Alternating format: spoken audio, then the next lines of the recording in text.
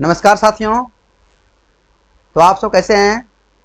आशा विश्वास करते हैं आप स्वस्थ और मस्त होंगे।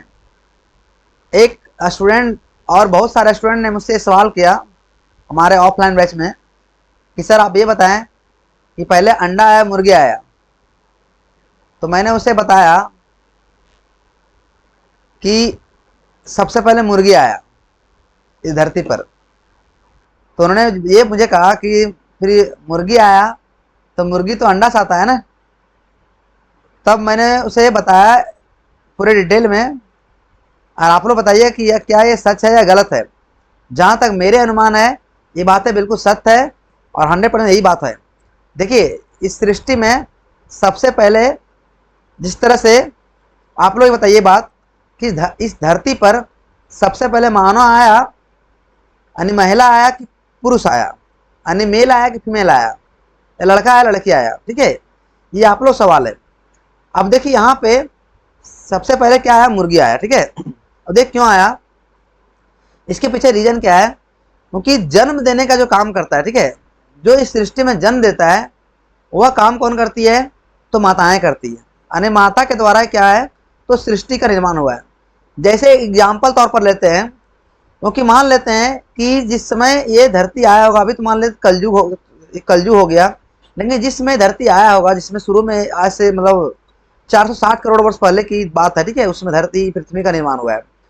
तो इसके पहले के रीजन क्या है कि जिसमें ये पृथ्वी बन के तैयार हुआ, उभरा, और उस समय पहले क्या हुआ, सबसे पहले क्या है, तो महासागर आया। ठीक है, आदरणीय महासागर आया। और ये महासागर क्यों आया, इसके पीछे भी रीजन है।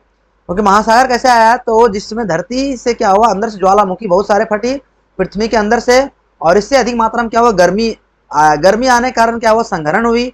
और संघनन होने के बाद क्या होती है कि वायुमंडल होता है, वायुमंडल से वर्षा होती है, वर्षा होने के बाद क्या होता है, महासागर का निर्माण होता है। ठीक है, तो यहाँ से जो है ना महासागर जब बनी, तो वहाँ से क्या हुआ कि धीरे धीरे वायुमंडल बना, और फिर क्या हुआ कि वहाँ से जो सो सृष्टि निर्माण हुआ। तो हम यहाँ पे साफ तौर कहते हैं कि मान के चलिए, अगर एग्जाम्पल लेते हैं, एक थोड़ा सा एग्जाम्पल लेते हैं, आपको थोड़ा दूसरे ओर ले जाते हैं। जैसे मान लेते हैं महाभारत। महाभारत में देखिएगा तो है ना, अंजनी अंजनी पुत्र पवन सुतनामा जो कहता है ना, तो अंजनी जो है, माता अंजनी जो मारुति है, मारुति जिसे बजरंग बली बोलते हैं, हनुमान जी।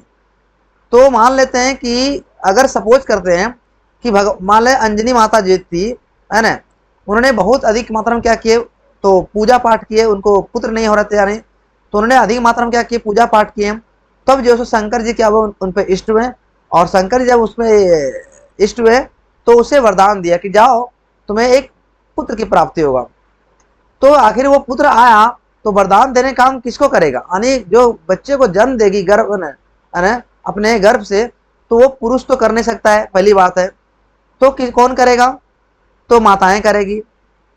तो सृष्टि में माताएं होना जरूरी है, तब क्या होगा, यहाँ पे क्या आएगा, तो मेल आएगा, यानी पुरुष आएगा।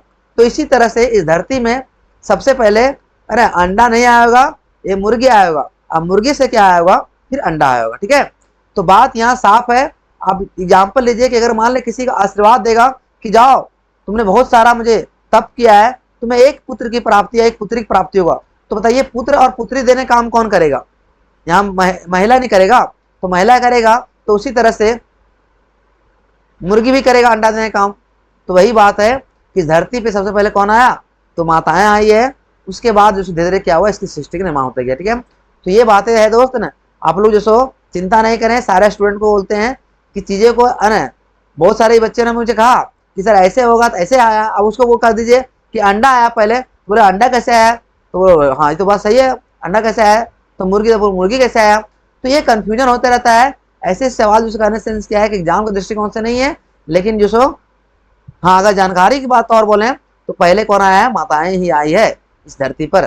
बिल्कुल ठीक है, और उनका जन्म जो हुआ है ना। और वैसे बात करें कि जीव की उत्पत्ति पहले कहाँ हुई है, तो वो हुई समुद्र से हुई है, यानी महासागर से हुई। क्लियर, तो आप लोग कमेंट करके बताएं कि आप लोग क्या इस बात पे सहमत है, राजी हैं, तो आप मुझे कमेंट करें, जरूर करें, है ना। Thank you very much.